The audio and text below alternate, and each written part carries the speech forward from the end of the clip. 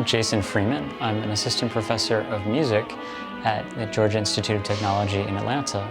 I'm a composer who created multimedia performance work called Flock.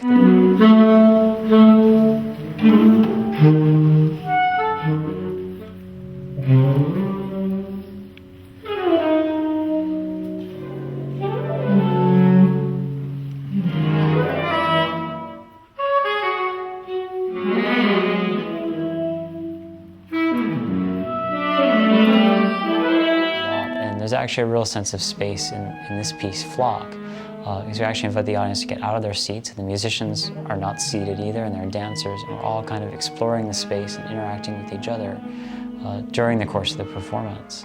And the locations of people as they move around and kind of mingle are what actually generate the music notation, and the video all in real time. Basically, there's a camera up here looking down at the stage. It sees everything within these dotted lines here. And whenever you're on the stage, it looks at that light on top of your hat and uses that to figure out where you are. Saxophonist, soprano, alto, tenor, and baritone each get special colors so we can tell who they are. And they're walking around as well.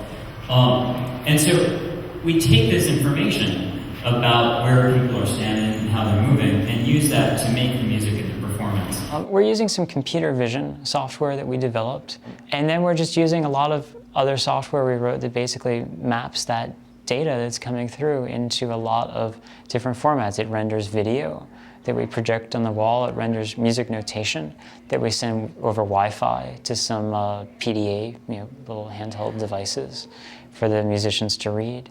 And it generates audio that we just play back over speakers. So it's not exactly, off-the-shelf commercial software. It's all stuff that we wrote ourselves. But aside from the computer vision, it's not rocket science. It's just a lot of code and a lot of thought about how to turn, sort of one data in one domain into things in other domains in an interesting way.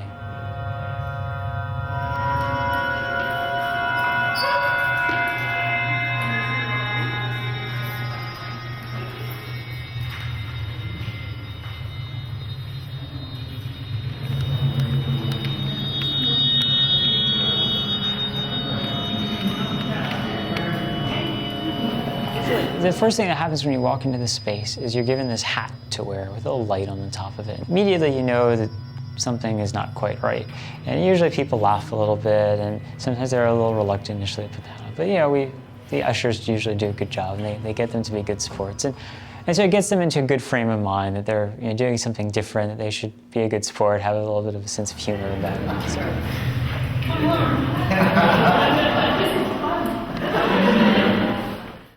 So people are generally pretty creative, and they come up with interesting things to do. We've had people start doing ballroom dance moves in the middle of performances, do conga lines, all kinds of stuff that we never expected would happen, but just sort of came about because some audience members thought it would be fun, and they got some other people to follow them and started something happening and took the performance in a different direction.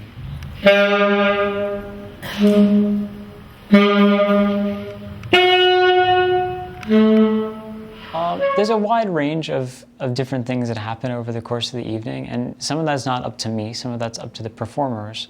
Sometimes there's very kind of sparse pointillistic music where literally each person that's standing up generates a single note every measure based on where they're standing.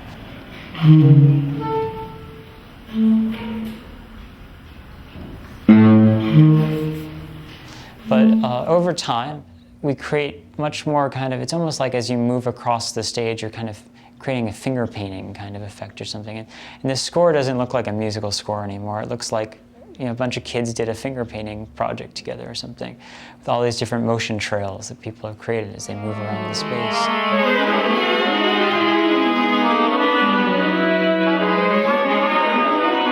At that point, it's really much more up to the musicians to decide what they're going to do with this notation, how they're going to interpret it.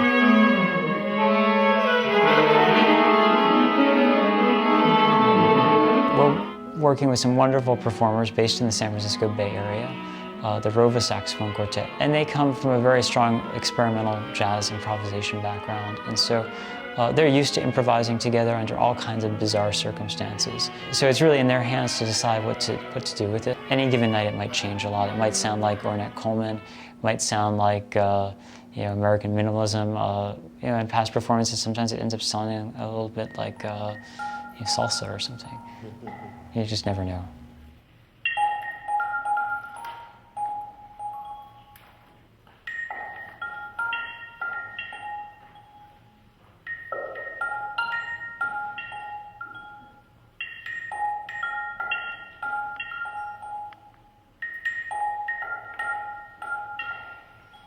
I'm a composer, and I've always written music and gotten great pleasure out of writing music. And some of the most wonderful experiences in my life have been about making music. And so what I've tried to do with a lot of the work that I've done recently in the last 6, 7, 8 years is to figure out ways to share that excitement of making music with my audiences. So they're not just my audiences anymore, they really start becoming my collaborators. Because I'm just not excited anymore about writing stuff that gets performed in a conventional concert setting. I really want to be able to engage with people in a different way, invite them to come into my music and be a part of it and explore it, and to have that really affect how things turn out. So that in an abstract way is what's inspired me. This is just an extension of the same kinds of things that a lot of people have been grappling with for over a century. Of trying to think about how we can change the ways we think about sound and music in the way that we listen to it, in the way that we produce it, in the way that we consume it.